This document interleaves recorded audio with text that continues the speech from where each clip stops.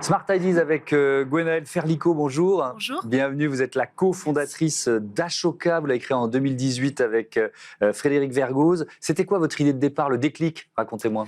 Le déclic, ça a été mon changement mon regard sur l'alimentation, sur la viande. Oui. J'ai arrêté de manger de la viande en 2017 Mhm. et je me suis dit, si je mange plus de viande, ça me paraît logique de plus porter de cuir. D'accord. Donc j'ai commencé à regarder ce qui se faisait en maroquinerie, en chaussures, Mhm.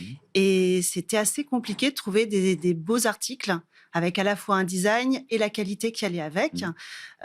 C'est vrai qu'à part Stella McCartney, il n'y avait pas grand-chose. Mhm. Et après pas mal de déceptions, mon compagnon, qui est mon associé, Frédéric Vergoz. voilà, m'a dit, et si on faisait un petit side project où on développerait peut-être de la petite maroquinerie Ok. en simili, ça nous occuperait, et puis ce serait, voilà. On va s'occuper, puis finalement ça devient une entreprise. L'occupation est devenue une vraie entreprise. Oui, avec une difficulté, parce que quand on se lance un défi comme celui-là, il faut trouver les matériaux, les alternatives au cuir. Ça doit être de plus en plus facile parce que les filières se créent, mais en 2018, il n'y en avait pas du tout. Oui, c'était assez difficile.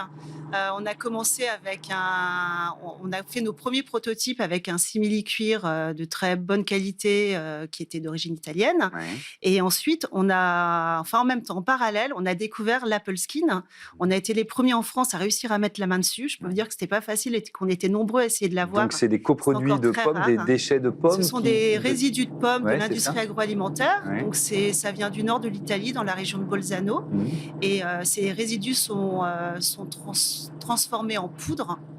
Et cette poudre est agglomérée avec quand même du polyuréthane, parce que ça ne pourrait pas, sans polyuréthane, on ne pourrait pas avoir une matière qui se tient. Et il y a aussi un peu de coton et de polyester.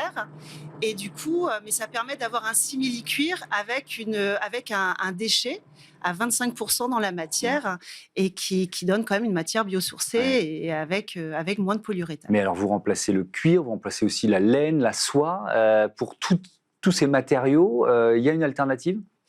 Oui, aujourd'hui, il y a des alternatives. Souvent, ce sont des alternatives synthétiques. Alors nous, pour l'instant, on travaille pas avec de la laine synthétique, mais par contre, l'intérieur de nos sacs est en bouteilles de plastique recyclées, par exemple. On essaye au maximum d'être sur des matières recyclées. C'est un peu notre fer de lance. Donc, c'est pas de matière animale, et des matières recyclées dans la mesure du possible ou biosourcées. Et puis alors, vous continuez d'innover, une nouvelle collection de porte-cartes à partir de champignons. De champignons. Là aussi, donc là, vous êtes venu avec. Je les ai amenés pour les je veux bien que vous m'en passiez un, parce que lancez-le, je vais le rattraper, merci beaucoup. Voilà, il y a du mouvement sur ce plateau. Ça, c'est du champignon au départ. Voilà. Je peux vous dire qu'au toucher, on s'en rend vraiment pas compte. Expliquez-moi, la filière, elle existait là aussi? Il a fallu la dénicher? Oui, en fait, c'est très novateur pour l'instant. Pareil, on est les premiers en France à avoir réussi à avoir cette matière. Je pense que comme on a été aussi les premiers à avoir l'Apple Skin, que grâce à Apple Skin, on a aussi eu une collaboration avec Pamela Anderson. Ça nous a donné une visibilité aux États-Unis. Et quand on a approché la start-up californienne qui fait cette matière Milo, qui s'appelle Boltred, tout de suite, en fait, ils nous ont dit, OK, vous êtes une petite boîte, mais on est partant pour y aller avec vous, et on va faire une collection. Et alors là, c'est quoi là? On cultive des champignons pour faire cette nouvelle matière? Ouais. Alors, c'est pas le champignon, ce sont les racines, c'est le mycélium. Le mycélium, oui, bien sûr. Donc, c'est cultivé dans des fermes verticales. C'est fait aux Pays-Bas. Et c'est encore tout nouveau. Il n'y a pas encore beaucoup de matière. Ça prend vraiment, ça met du temps à réussir à avoir la matière, mais ça peut aller très vite. En 2 semaines, la matière existe. Là où du cuir, il faudrait compter plusieurs mois, voire plusieurs années pour avoir une matière. Je voudrais qu'on parle de vos clients. Et très peu d'eau en plus pour. Très peu d'eau pour le produire. Ça, c'est très important. C'est une dimension importante. Et 85% de champignons, ce qui est énorme dans une matière. Oui, donc c'est vraiment une matière d'avenir pour vous, ça. Oui.